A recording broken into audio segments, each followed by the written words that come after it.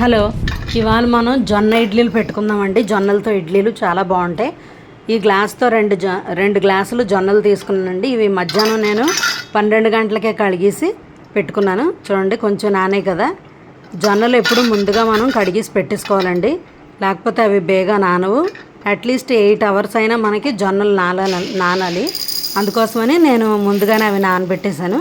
ఇప్పుడు నేను టైం 3:30 అవుతుంది. ఇప్పుడు నేను ఇదిగో ఒక గ్లాస్, అదే గ్లాసు, ఏ గ్లాస్తో అయితే మనం జొన్నలు నానబెట్టుకున్నామో అదే గ్లాస్తో ఒక గ్లాసు మినపప్పు నానబెట్టుకోవాలి. ఇందులో ఒక హాఫ్ స్పూన్ మీరు మెంతులు కూడా వేసుకోండి.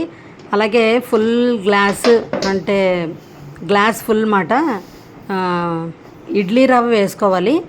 ఇడ్లీ రవ్వ కూడా మనం బాగా కడిగేసి నానబెట్టుకోవాలి. సాయంకాలం 8:30కి అలా మళ్ళీ మనం రుబ్బుకుందాం. జొన్నలు అయితే మాత్రం బేగా మనం నానబెట్టుకోవాలండి, లేకపోతే బేగా నానవవి. అలాగే ఇదే గ్లాస్తో మనం హాఫ్ గ్లాస్ అటుకులు తీసుకోవాలి. అవి కూడా మనం రుబ్బే ముందు నానబెట్టుకోవాలి. ఇదిగోండి, జొన్నలు నానిపోయాయి కదా. జొన్నలు నేను ఇప్పుడు 8:30 అవుతుంది, నేను రుబ్బుకున్నాను. ఇదిగోండి, ఇలాగ వచ్చింది. ఇలా ఉండాలి. ఇంకా ఎక్కువగా జారుగా కూడా మీరు రుబ్బుకోవద్దు. మరి మళ్ళీ అన్నీ కలుపుకున్నప్పుడు మనకి నీరులాగా అయిపోతుంది. కాబట్టి చూసుకొని రుబ్బుకోండి. కొంచెం బరగ్గానే ఉంటుందండి అది. నెక్స్ట్ ఏంటంటే మనం ఈ మినపప్పు అటుకులు అలాగే మెంతులు వేసుకొని రుబ్బుకోవాలి. ఇది కూడా చాలా స్మూత్గా రుబ్బుకోవాలి. ఇలా రావాలండి. చూడండి ఎంత బాగా వచ్చిందో. నురుగులాగా చూడడానికి చాలా బాగుండాలి. అలాగే ఎక్కువ వాటర్ కూడా వేసుకోవద్దు. దీనిలో కలిపేసుకోండి ఇవి కూడా.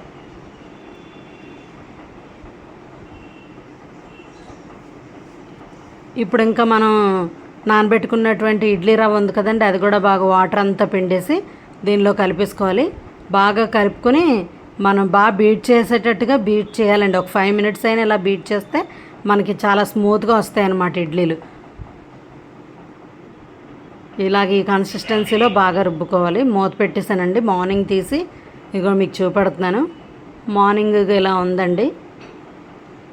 మీకు చూపెట్టడం కోసం ఇగో నేను చేతితో చూపెడతాను. చూడండి, ఇగో ఎలా వచ్చిందనమాట. దీన్ని ఒకసారి మనం బాగా తిప్పేసుకొని మనం ఇడ్లీలు పెట్టుకోవాలి. ఇంకొంచెం టైట్గా ఉండాలి. నాకు కొంచెం ఇంకా వాటరీగా వచ్చినట్టే లెక్క. ఇంత లూజ్గా కాకుండా ఇంకొంచెం థిక్గా రావాలి, అప్పుడు చాలా బాగుంటుంది. నేను ముందుగా ఇడ్లీ పాత్రలో నీళ్ళు వేసి పెట్టానండి. అలాగే వీటికి నేను నూనె రాసి పెట్టుకున్నాను. దానిలో మనం ఇడ్లీలు పెడదాం. ఇడ్లీలు ఉడుకుతూ ఉన్నాయి. ఇప్పుడు మనం ఇక్కడ టమాటీ చట్నీ రెడీ చేసుకుందాం. వీటికి టమాటీ చట్నీ చాలా బాగుంటుందండి ఈ జొన్న ఇడ్లీలకి. ఇక్కడ నేను 4 టమాటీలు తీసుకొని కట్ చేసుకున్నాను. అలాగే ఒక సైజు ఒక ఉల్లిపాయ వేసుకున్నాను. 4 వెల్లుల్లి రెబ్బలు, చిన్న అల్లం ముక్క, జీలకర్ర, ఎండుమిరపకాయలు వేసుకోండి. మీ కారానికి సరిపడగా ఎండుమిరపకాయలు వేసుకోండి. నేను ఇక్కడ మా చాలా ఘాటుగా ఉన్నాయి మా కాయలు అనమాట, అందుకోసం నేను తక్కువ వేసాను. దీనిలో కారం లేకపోతే ఈ చట్నీకి అసలు బాగోదండి. కారం బాగానే ఉండాలి. ఇక్కడ నేను ముందుగా ఇక్కడ చల్లారి పెట్టాను కదా, ఇవి తీసి చూపెడుతున్నాను. చూడండి ఇడ్లీలు ఎంత బాగా వచ్చాయో, చాలా స్మూత్గా ఉన్నాయి. ఇలాగే ఇడ్లీలన్నీ తీసేసుకోండి.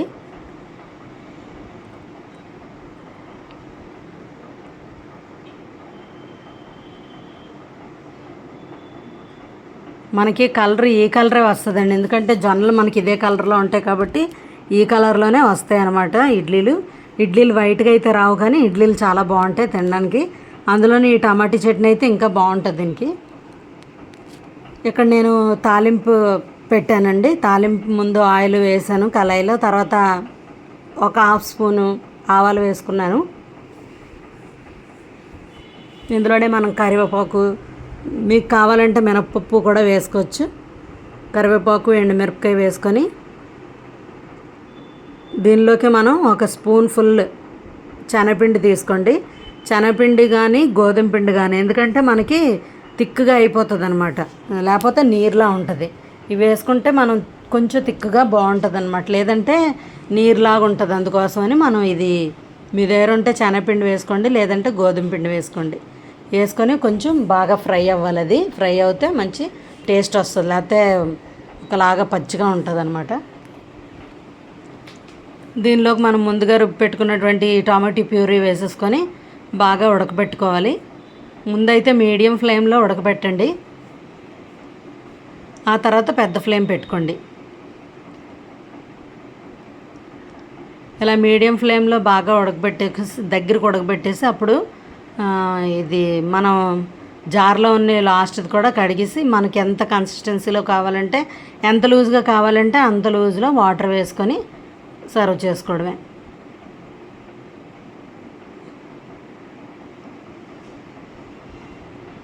చూడండి ఎంత బాగుందో. ఇక్కడ ఇలా దగ్గరుండి చక్కగా ఒక 5 minutes ఉడకబెట్టాలండి. అప్పుడు మనకి ఏంటంటే ఈ పచ్చదనం పోయి చాలా బాగుంటుంది. ఈ టైంలో మీరు ఇందాక నేను మిక్సీ వేసుకున్నప్పుడే ఉప్పు వేసానండి. మీరు ఒకవేళ అప్పుడు ఉప్పు వేయలేదనుకుంటే ఇప్పుడు ఉప్పు వేసుకోవచ్చు.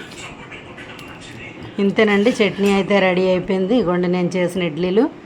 నెక్స్ట్ ఇప్పుడు చట్నీ వేసుకొని తిందాం. Please like, share and subscribe అండి. Thank you for watching. చూడండి ఎంత బాగున్నాయో ఇడ్లీలు. మీరు కూడా చేసి చూడండి. జొన్నలు కదా మనకి చాలా మంచిది.